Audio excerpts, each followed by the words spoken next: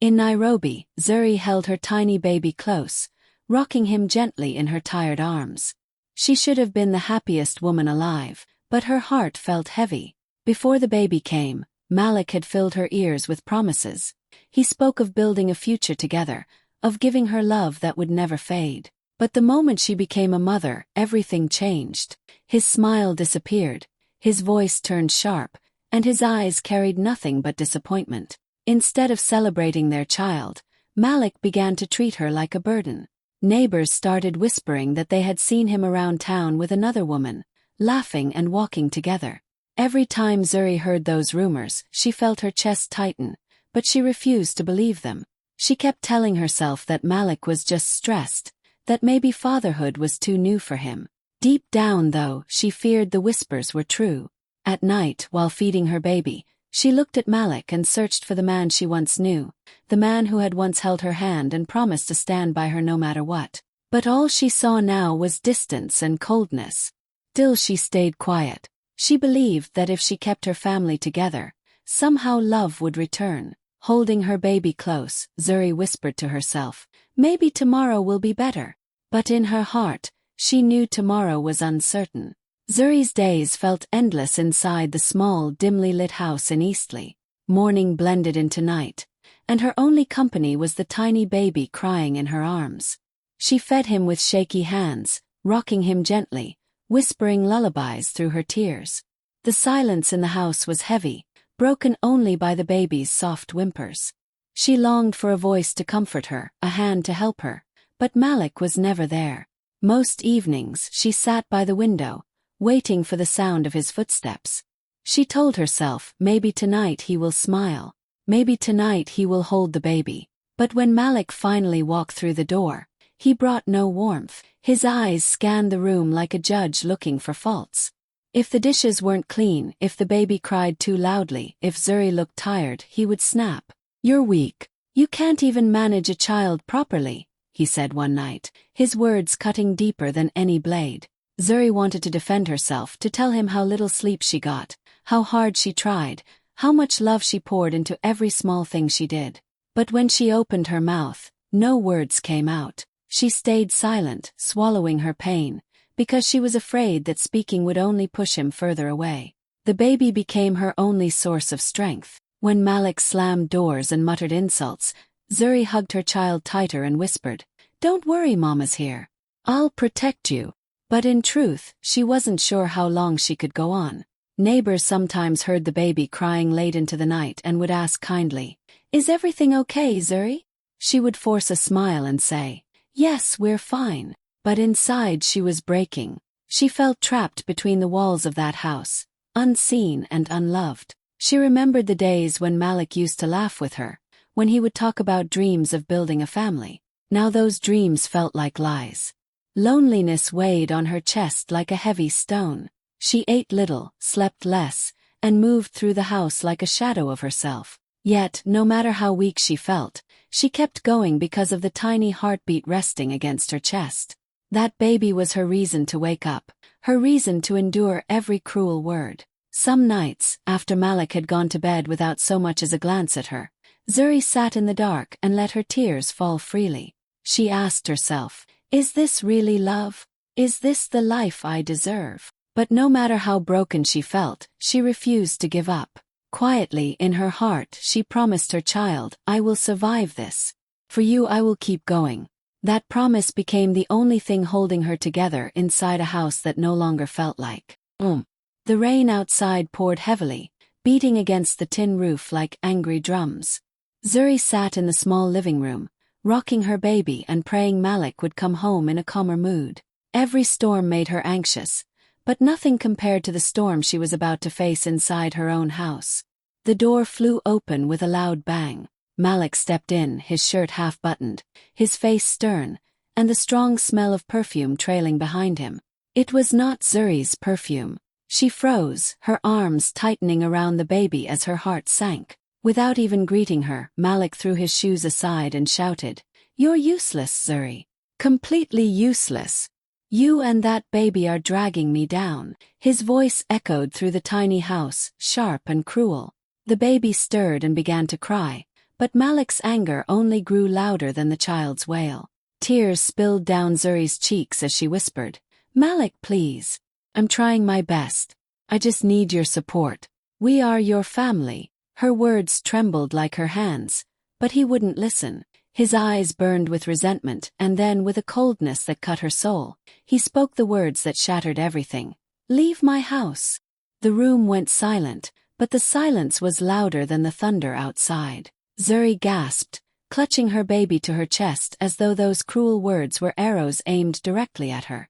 Her knees weakened and she sank onto the floor. "Please, Malik," she begged, her voice breaking. "Don't do this. We can fix it. For the baby's sake, don't send us away." But Malik turned his back. He didn't even look at her. He walked into the bedroom, slamming the door as if she no longer existed. Zuri sat in the middle of the room, shaking, unable to believe what had just happened. The baby cried in her arms, but she was too broken to hush him immediately. She kissed his tiny forehead and whispered through her sobs, "It's okay, my love. Mama's here. I'll protect you." But inside she felt her whole world collapse.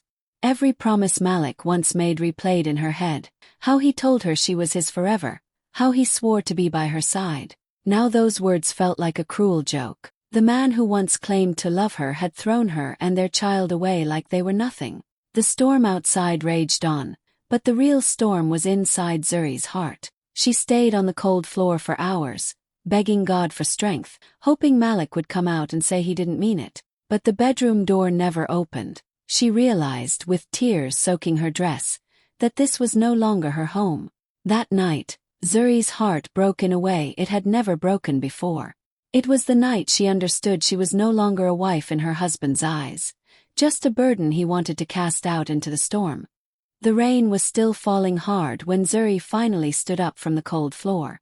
Her eyes were swollen from crying, her heart heavy, but she knew she couldn't stay any longer. Malik's words still rang in her ears.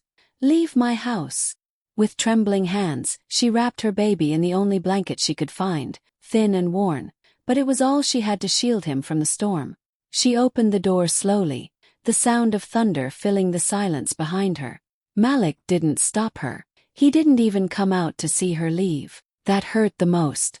With tears running down her cheeks, Zuri stepped into the night, clutching her baby close.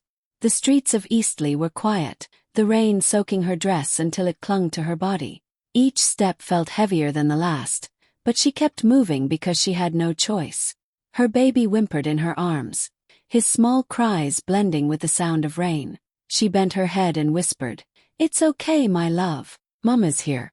Don't be afraid." But inside she was more afraid than ever. She thought of knocking on a neighbor's door. Maybe someone would let her in, maybe someone would give her shelter for just one night. But the thought of shame stopped her. She could already hear the whispers.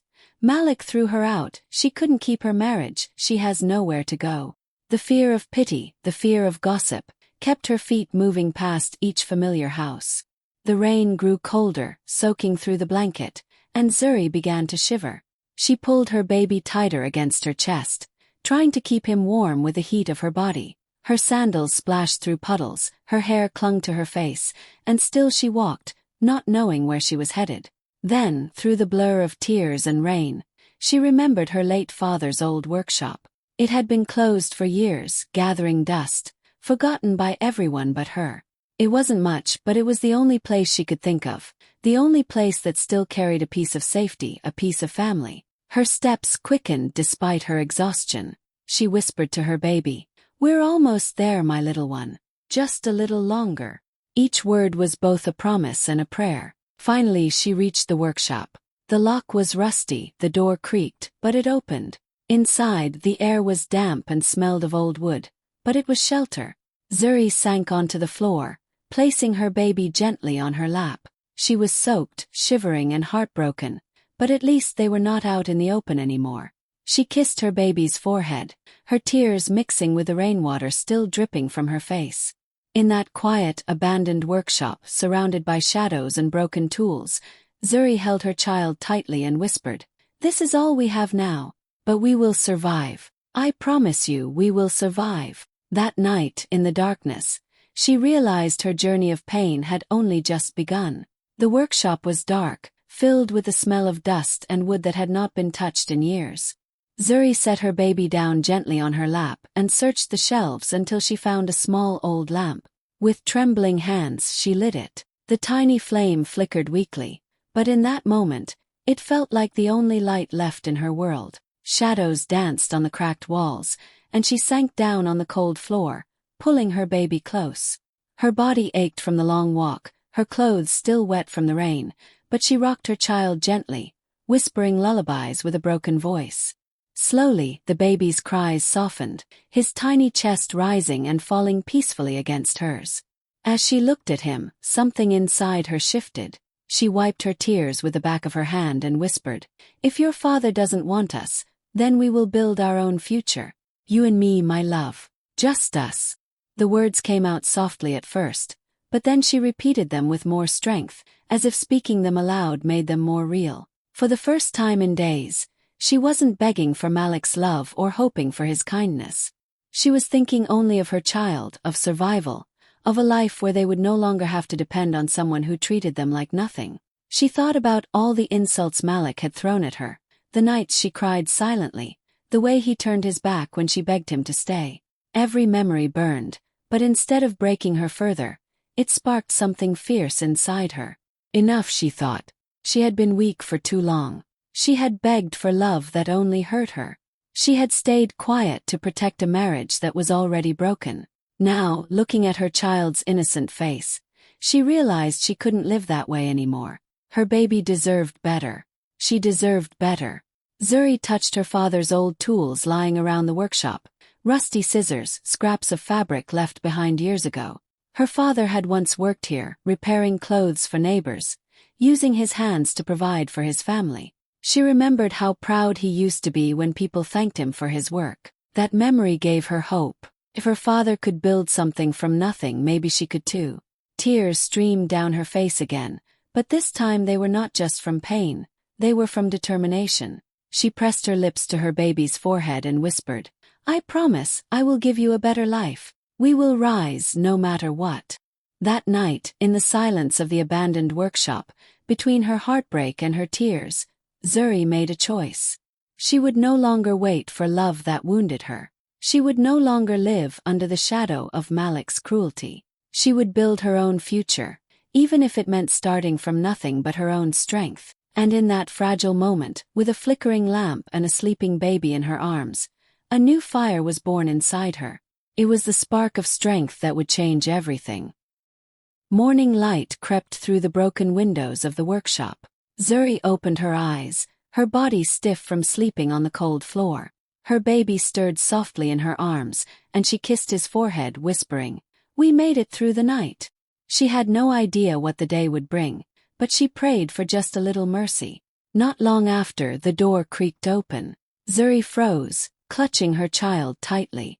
To her surprise, a familiar voice called her name. "Zuri!" It was Amani, her childhood friend. Amani's eyes widened in shock when she saw her sitting on the dusty floor, pale, weak, and soaked clothes still clinging to her. "Oh my God, Zuri! What happened to you?" At that moment, Zuri couldn't hold back anymore. The tears came rushing and she broke down. Between sobs, she explained how Malik had thrown her out, how she wandered in the rain with nowhere to go, how she ended up in her father's old workshop. Amani knelt beside her, pulling her into a gentle embrace. "You don't have to go back," she said firmly, her voice full of conviction. "You and your baby will stay with me. I'll take care of you." Zuri wanted to refuse at first. She didn't want to feel like a burden, but the warmth in Amani's voice and the kindness in her eyes melted away her fear. For the first time in a long while, Zuri felt a glimmer of hope. That day, Amani brought Zuri and the baby to her small but welcoming home. She fed her warm food, gave her clean clothes, and tucked the baby into a safe bed. Zuri cried again, not from pain this time but from relief. "Thank you, Amani," she whispered, her voice shaking. "You saved me." Days turned into weeks, and slowly, Zuri began to heal. Amani encouraged her not just to rest but to start finding her strength again. She reminded Zuri of her father's old tailoring skills, the way she used to watch him mend clothes. "You have his hands," Amani told her one evening. "Why not try sewing?" At first Zuri hesitated. She felt weak, broken, unsure if she could ever stand on her own. But with Amani's encouragement, she picked up a needle and thread. She started small, repairing torn dresses, stitching simple blouses, hemming skirts. Each stitch felt shaky at first, but soon her fingers remembered the rhythm. By day, Zuri sat by the window, sewing with the little materials Amani helped her gather. By night, she rocked her baby to sleep, whispering, "We're getting closer to a better life." Every garment she finished filled her with a quiet pride, a small victory against the pain she had endured. Each stitch became more than just a line of thread. It was a step toward freedom, a step away from Malik's cruelty. With every piece of clothing she completed, Zuri began to believe again, not in Malik, not in broken promises, but in herself. And it was all because someone believed in her when she couldn't believe in herself. While Zuri was slowly rebuilding her strength, Malik was busy showing off a new life he thought would make him happy. He walked through the streets of Nairobi with another woman by his side, laughing loudly, buying her gifts, and acting as if he had everything under control. To outsiders, it looked like Malik had moved on easily, like he had traded his wife and child for something brighter. But behind the smiles and flashy appearances, cracks were already beginning to show. Malik's business, which once gave him pride and money, started to struggle. He had been careless, spending more than he earned, chasing a lifestyle he couldn't afford. Bills piled up on his desk, debts grew heavier, and customers began to leave. Still, Malik pretended everything was fine, putting on a proud face in public. The woman he had chosen over his family enjoyed the good times. But when the money slowed, her attitude changed. She stopped answering his calls as often, stopped smiling at him the way she used to. One evening, after another heated argument about money, she walked out and never came back. Malik sat in the silence of his empty house, realizing she had only stayed as long as the money did. As days turned into weeks, Malik's life unraveled further. Creditors came knocking on his door, demanding payments he couldn't make. Friends who once enjoyed his company disappeared one by one. They whispered behind his back saying, "He threw out his wife and baby, and now look at him. Alone, broke, lost." Everywhere he went, Malik felt the weight of their stares. He used to walk with confidence, but now he avoided eye contact, ashamed of what people were saying. His pride, once so strong, was now his greatest burden. At night, Malik lay awake, haunted by the memory of Zuri holding their child, her tear-streaked face when he told her to leave. He remembered her begging, her trembling voice, and the way he turned his back without a second thought. He tried to push the image away, but it clung to him like a shadow. He thought throwing Zuri out would free him, that life with someone else would be easier. But instead he had lost everything. The woman was gone, his business was failing, his friends had abandoned him, and the respect he once commanded had vanished. Now he was left with nothing but regret. The whispers in Nairobi grew louder, spreading from street corners to markets. Malik betrayed his wife and child, and now he's paying the price. People shook their heads, saying it was karma, justice, fate. Malik, who once believed he was untouchable, finally saw the truth. He had destroyed his own life with his choices. And the more he tried to escape it, the more the truth followed him. He had lost not just money and friends, but the family who once loved him more than anyone else ever could. And deep inside, for the first time, Malik felt what Zuri had felt for so long, emptiness and loneliness. Only now, there was no one left to comfort him. Time moved on, and slowly, Zuri's life began to transform. What started as simple stitching in Amani's home turned into something much bigger. She poured her heart into every dress, every shirt, every repair she made. With each piece of fabric, she stitched not just thread but also her pain, her hope, and her love for her child. People who came to Amani's house for small tailoring needs started spreading the word. "There's a young woman who sews beautifully. You should try her." Before long, Zuri had more work than she could handle from a small corner of Amani's living room. That's when Amani suggested, "Zuri, it's time for you to step out. Open your own shop. You're ready." First, Zuri was nervous. The thought of running a business alone felt overwhelming, but Amani stood by her side, guiding her, helping her gather what she needed. With borrowed tables, second-hand sewing machines, and a little savings, Zuri opened a tiny tailoring shop in downtown Nairobi. At first, it was modest, just a small space with barely enough room for 2 sewing machines.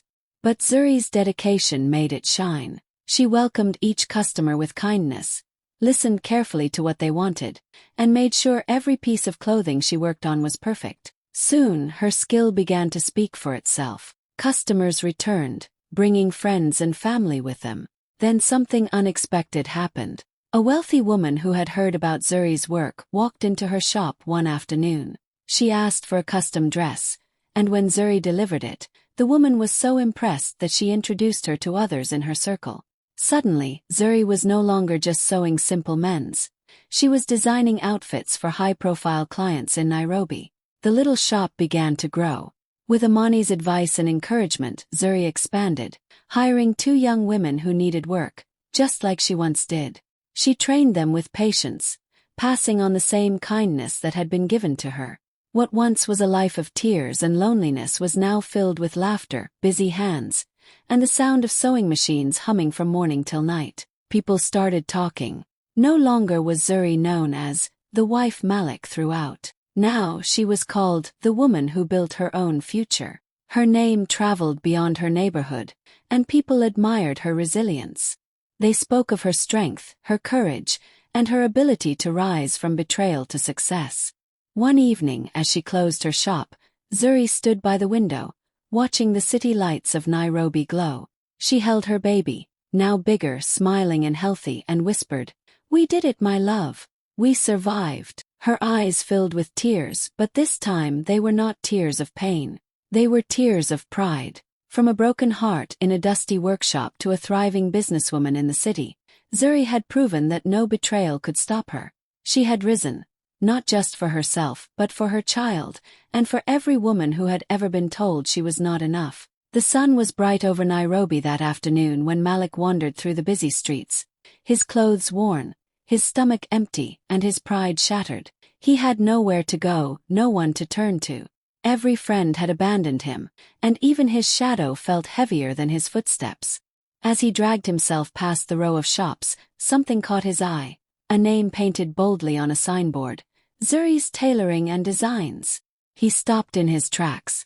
His heart thudded in his chest. Through the glass window he saw her, Zuri. She was standing tall behind the counter, dressed beautifully, her face glowing with confidence. The shop buzzed with customers chatting and admiring her work. Young assistants moved around, carrying fabrics and measuring clients, while Zuri guided them with calm authority. The woman he had once called weak now stood strong, commanding respect in a way that shook him to his core. For a moment Malik couldn't breathe. He remembered the night he had thrown her out in the rain, the cruel words he had spoken, the tears in her eyes. But now, the Zuri in front of him wasn't the same woman. She wasn't broken anymore.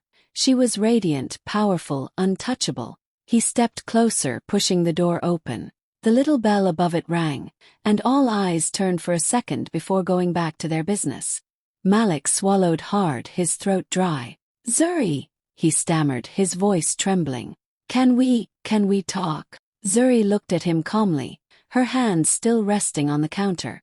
She didn't flinch, didn't cry, didn't beg. Instead, her eyes met his with a strength he had never seen before. For the first time, Malik felt small, like a stranger in front of the woman he once thought he owned.